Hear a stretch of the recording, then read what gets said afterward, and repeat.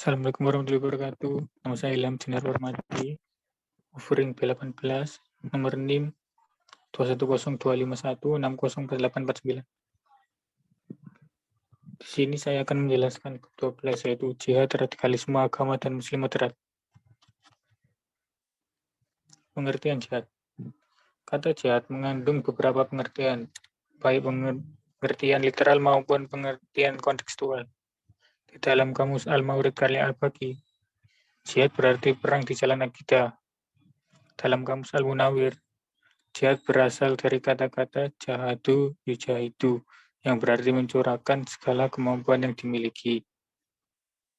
Dengan demikian, jihad adalah perjuangan yang dilakukan oleh individu muslim maupun kelompok Islam dalam menyiarkan agama Islam, dan perjuangan-perjuangan yang lebih luas dengan segenap kemampuan yang dimiliki.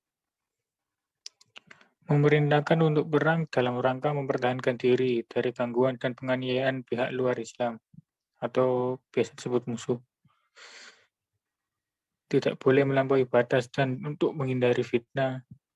Hal ini sesuai firman Allah surat Al-Baqarah 190. Dan perangilah di jalan Allah orang-orang yang memerangi kamu, tetapi jangan melampaui batas. Sungguh Allah tidak menyukai orang-orang yang melampaui batas. Yang kedua, pengertian radikalisme umat beragama. Menurut istilah, radikalisme berarti pembaruan atau perubahan sosial politik yang drastis. Dengan demikian, radikalisme umat beragama dalam paham yang menginginkan pembaruan dan perubahan sosial politik secara drastis menggunakan sikap yang ekstrim. Radikalisme bukan ciri agama Islam, karena Islam menyiarkan agama menggunakan cara hikmah yang bijaksana, tutur katanya santun, dan menggunakan cara berdebat yang dilandasi saling menghormati. Landasan dan macam-macam jihad. Landasan jihad. Hukum jihad adalah fardu kifayah. Jihad menuntut status hukum ini meliputi penegakan hukum Islam, belajar ilmu tafsir, hadis, fikih, dan ilmu-ilmu pelengkap lainnya. Perlu ditegaskan di sini bahwa jihad bukan merupakan rukun Islam, karena rukun Islam sudah jelas meliputi 5 aspek, yaitu syahadat, sholat, zakat, puasa, dan haji. Dan ada ayat juga yang berkata, yaitu surat Al-Ankabut ayat 6. Dan barang siapa berjihad, maka sesungguhnya jihadnya untuk dirinya sendiri. Sungguh Allah Maha Karya, tidak memerlukan sesuatu dari alam. Macam-macam jihad. Jihad dari macamnya dapat dipilah menjadi 2, yaitu jihad universal dan kontekstual. Jihad dalam pengertian universal menyangkup seluruh ragam jihad yang bersifat lahir dan batin, sebagaimana yang dicontohkan dalam perjuangan Nabi Muhammad SAW selama di Mekah dan Madinah. Sedangkan jihad melawan setan akan terus berlangsung sepanjang hidup. Dengan demikian, jihad melawan musuh yang kelihatan, melawan setan, dan melawan hawa nafsu yang pada diri merupakan jihad yang sifatnya kontekstual. Yang kedua, jihad zaman modern lebih bersifat kontekstual, yakni meliputi jihad di bidang ekonomi, sosial, dan ilmu pengetahuan. Yang ketiga, jihad di bidang ilmu. Sangat perlu dibereskan. Hal ini merupakan suatu langkah penyelamatan dari ancaman kekafiran, kriminalitas, dan degradasi moral. Yang keempat, jihad ekonomi adalah upaya membebaskan diri dari kemiskinan sehingga umat Islam dan menjadi umat yang kaya. Era modern ditandai dengan tingkat kemakmuran suatu negara. Fenomena itulah yang membuat kita dijihadkan. Sebab Islam bukan hanya identik dengan agama orang miskin. Karenanya membebaskan diri dari kemiskinan merupakan jihad ekonomi. Ada dua macam faktor latar belakang radikalisme umat beragama, yakni yang bersifat umum, yang bersifat khusus. Latar belakang yang bersifat umum adalah bahwa lingkungan umat beragama apapun jenisnya selalu terdapat kelompok fundamentalis, minoritas, militan ekstrem dan radikal. Latar belakang yang bersifat khusus. Pengertian seseorang terhadap agama yang tidak tepat dan pemahaman agama yang tekstual atau aku sempit. Agama digunakan sebagai pembenar tanpa mengaku eksistensi agama lain.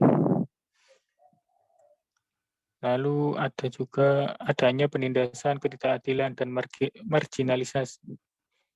marginalisasi sehingga melahirkan gerakan perlawan. Adanya tekanan sosial, ekonomi, dan politik, lingkungan masyarakat yang tidak kondusif. Lalu menolak modernitas dan lebih mengukuhkan peran formal agama.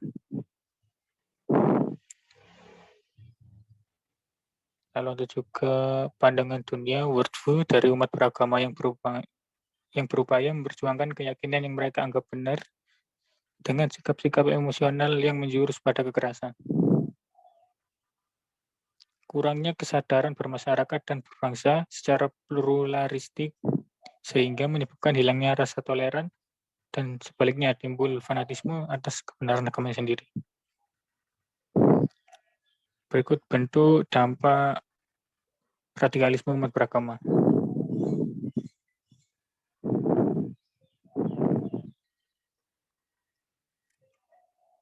Macam-macam jihad. Bentuk radikalisme umat agama yang beberapa jenis, ini aksi teror, bom bunuh diri, saling menyerang, aksi kekerasan, intimidasi, atau perlawanan terhadap pemerintah. Aksi radikalisme ini terjadi sebenarnya banyak. Berikut beberapa contohnya. Timbulnya aksi kekerasan tragedi Black Tuesday di Amerika, tragedi bom di Legian Bali, dan aksi teror di Thailand Selatan yang berlatar belakang aksi terorisme terhadap dilatar belakangi oleh kesenjangan sosial, politik, ekonomi, pendidikan, dan kebudayaan. Sedangkan dampak radikalisme umat beragama secara umum, radikalisme umat agama mengakibatkan terjadinya teror dan kekerasan, bahkan menimbulkan konflik dan peperangan secara horizontal dan vertikal. Apalagi jika terlibat berasal dari kelompok agama yang berbeda secara internasional. Aksi-aksi radikalisme ini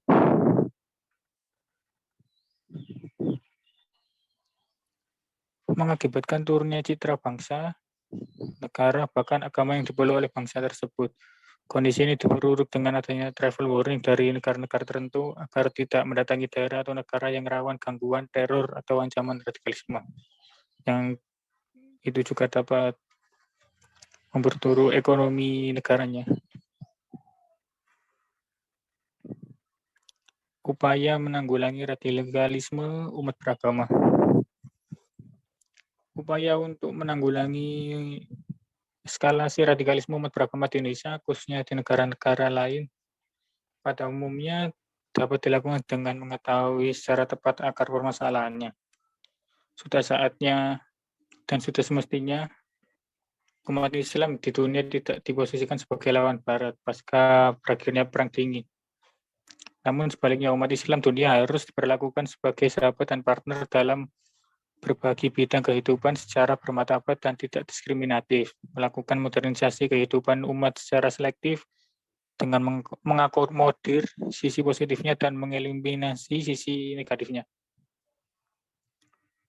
Perlu disampaikan juga kesadaran umat beragama di era globalisasi ini untuk dapat hidup bersatu di tengah-tengah masyarakat, bangsa, dan negara tidak harus melebur jadi satu.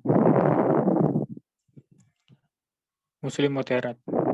Kini sudah saatnya umat Islam menemukan karakter beragama yang moderat dan memahami dinamika kehidupan secara lebih terbuka dalam konteks pluralitas kehidupan dari pihak lain dan berada di luar kelompoknya.